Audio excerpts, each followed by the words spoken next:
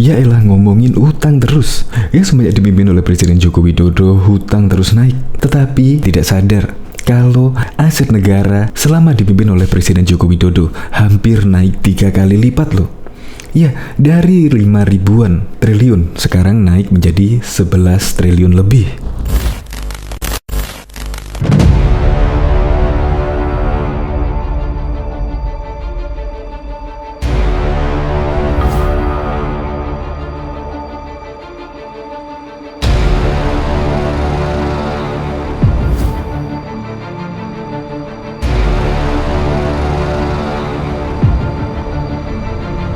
Kadang-kadang memang kita lupa selalu ngomongin tentang hutang negara yang terus menumpuk. Apalagi sekarang ini di tengah pandemi ini. Negara membutuhkan uang untuk pemulihan ekonomi nasional dan juga bantuan sosial untuk masyarakat yang terdampak. Sehingga hutang kian menumpuk. Nah, ngomongin tentang hutang, tetapi kita lupa ya, kalau aset negara juga naik 2 kali lipat lebih. Dari 5 ribuan triliun, sekarang nilainya sudah 11 triliun lebih. Ya, gimana tidak naik? Infrastruktur sekarang sudah di mana-mana. Jalan tol sekarang sudah di seluruh Indonesia. Bahkan LRT, MRT, ya itu termasuk masuk hitungan aset negara. Belum lagi tambang-tambang yang telah direbut oleh pemerintahan Presiden Joko Widodo. Ya semua itu pasti ada hitungannya lah. Ya, hitungannya yaitu akhirnya membuat nilai aset naik. Dan naiknya tidak tanggung-tanggung loh. Hampir 3 kali lipat. Dari 5 ribuan sekian sekarang sudah 11 ribu. 11 ribu lebih pada tahun 2020 yang lalu. Entah kalau sekarang kemungkinan bisa 12 ribu triliun kemungkinan. Untuk lebih lengkapnya simak berita berikut ini, Good News Indonesia. Belum menyaksikan video ini, pastikan bosku jangan lupa subscribe. Karena subscribe itu gratis plus bonus tonton video terbaru setiap harinya. Jangan lupa ya. Lihat utang terus, gak sadar aset negara naik 2 kali lipat 65%. Menteri Keuangan Sri Mulyani mengungkapkan selama ini para mengkritik selalu berfokus pada dampak negatif hutang negara, tetapi tidak memunculkan pemahaman terkait kondisi aset negara yang kini meningkat signifikan. Padahal informasi yang komprehensif penting untuk diketahui oleh masyarakat. Yang dilihat utang terus dan ketakutan sama utang. Aset kita yang naik tidak pernah dilihat, katanya di kantor Kementerian Keuangan pada Jumat 1 Maret yang lalu. Sri Mulyani mengatakan, utang adalah salah satu instrumen pembiayaan yang sah lantaran telah diatur oleh undang-undang. Kedepan, mantan Direktur Pelaksana Bank Dunia tersebut meminta jajarannya untuk menyampaikan dan memberikan pemahaman kepada masyarakat terkait keuangan negara secara komprehensif, termasuk pengelolaan anggaran pendapatan dan belanja negara (APBN). Pasalnya, uang negara juga merupakan uang masyarakat. Tujuannya masyarakat mempunyai rasa memiliki ini adalah negara, kedaulatan, kemerdekaan, dan uang kita. Jadi ini terserah kita mau desain seperti apa, katanya. Kementerian Keuangan mencatat total aset negara mencapai 5.728 triliun pada 2018. Aset tersebut terdiri dari barang milik negara BUMN yang tersebar di kementerian dan lembaga. Jumlah itu melesat 3 kali lipat dari 1.538 triliun selama kurun waktu 2007 sampai dengan 2018. Pemerintah telah melakukan perhitungan kembali revaluasi terhadap 945.000 item BUMN yang diperoleh sejak Indonesia merdeka hingga Desember 2015. Untuk aset yang diperoleh pada 2016 dan 2017, harga perolehan masih dianggap aktual. Direktorat Jenderal Kekayaan Negara, Kementerian Keuangan mencatat nilai aset negara saat ini mencapai 10.467 triliun.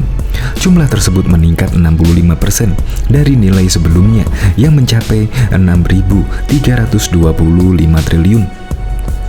Lonjakan nilai aset pemerintah terjadi lantaran dilakukan perhitungan kembali aset negara atau revaluasi pada tahun 2018 hingga tahun 2020 ini. Direktur Barang Milik Negara BMN Ditjen Kekayaan Negara Kementerian Keuangan Encep Sudarwan pun mengatakan hasil revaluasi tersebut telah diaudit oleh Badan Pemeriksa Keuangan BPK yang mendapatkan opini wajar tanpa pengecualian. Itulah hasil revaluasi kenaikan aset sekitar 4.000 triliun. Kemarin kan kita nilai, alhamdulillah sudah selesai, sudah diaudit BPK dan keluar opini WTP. Aset tetap kita meningkat, ujar kita ketika memberikan paparan dalam video conference pada Jumat 10 Juli 2020 yang lalu. Dengan adanya kenaikan nilai aset tersebut, ekuitas pemerintah pun naik menjadi 5.127 triliun dari sebelumnya 1.407,8 triliun. Demikian juga dengan kewajiban yang naik menjadi 5.340 triliun dari sebelumnya 4.917 triliun. Lebih rinci, Encep menjelaskan, aset negara tersebut terdiri atas aset lancar yang sebesar 491 triliun dari yang sebelumnya 4.307 triliun, investasi jangka panjang sebesar 3.001 triliun dari yang sebelumnya 2.877 triliun, serta aset tetap sebesar 5.949 triliun yang sebelumnya 1.931 triliun. Selain itu, untuk aset yang lain, memiliki pemerintah saat ini tercatat sebesar 967 triliun. Untuk diketahui, revaluasi aset adalah penilaian kembali aset yang dimiliki suatu entitas sehingga mencerminkan nilai aset sekarang. Revaluasi aset yang dilakukan oleh kantor vertikal DCKN yakni 71 kantor pelayanan kekayaan negara dan lelang di seluruh Indonesia. Diketahui aset negara meningkat 2 kali lipat dalam kurun waktu 5 tahun terakhir dengan kenaikan nilai sebesar 5.304 triliun. Pada tahun 2015, aset negara mencapai 5.163 triliun. 5.457 triliun pada 2016, 5.948 triliun pada tahun 2017, 6.325 pada tahun 2018, dan 2019 ada pada titik 10.467 triliun. Kenaikan nilai aset negara tersebut salah satunya merupakan sebagai hasil dari pelaksanaan revaluasi barang milik negara BMN. Dikutip Warta Lombok dari akun Twitter Direktorat Jenderal Kekayaan Negara Dirjen KN pada 23 April 2021, nilai aset negara mencapai 10.467 triliun pada LKPP 2019. Nilai aset negara tersebut meliputi aset lancar seperti khas, piutang jangka pendek, persediaan, dan masih banyak lagi. Selain itu, nilai aset negara juga meliputi aset tetap seperti tanah, bangunan, jalan, irigasi, dan juga jaringan. Investasi juga menjadi salah satu aspek yang mempengaruhi nilai aset negara melalui investasi jangka pendek dan panjang. Adapun aset negara lainnya meliputi aset kemitraan dengan pihak ketika aset tidak terwujud, aset kontraktor, kontrak kerjasama, serta aset ex BPPN. Nilai aset negara yang mengalami peningkatan tersebut juga belum termasuk sumber daya alam seperti hutan, kekayaan di dasar laut, dan kandungan pertambangan. Aset negara diperoleh dari sejumlah dana seperti pajak, hibah, kontrak pembiayaan, hal yang sesuai dengan ketentuan undang-undang, dan penerimaan negara bukan pajak. Diketahui periode pertama pemerintahan Presiden Joko Widodo fokus pada program pembangunan infrastruktur. Dalam video yang diunggah Presiden Jokowi dalam akun Instagram resminya, Jokowi memamerkan sejumlah proyek infrastruktur yang sudah dibangun. Selama 5 tahun, Indonesia telah fokus dan memberikan perhatian terbesar dalam bidang pembangunan infrastruktur, ujar Jokowi seperti dikutip Okeson. Infrastruktur inilah yang akan membawa kita bisa menang dalam berkompetisi, menang bersaing dengan negara-negara lain, sambung Jokowi. Jokowi ingin rakyat Indonesia merasakan hadirnya negara, merasakan buah pembangunan, dan merasa bangga menjadi warga negara Kesatuan Republik Indonesia.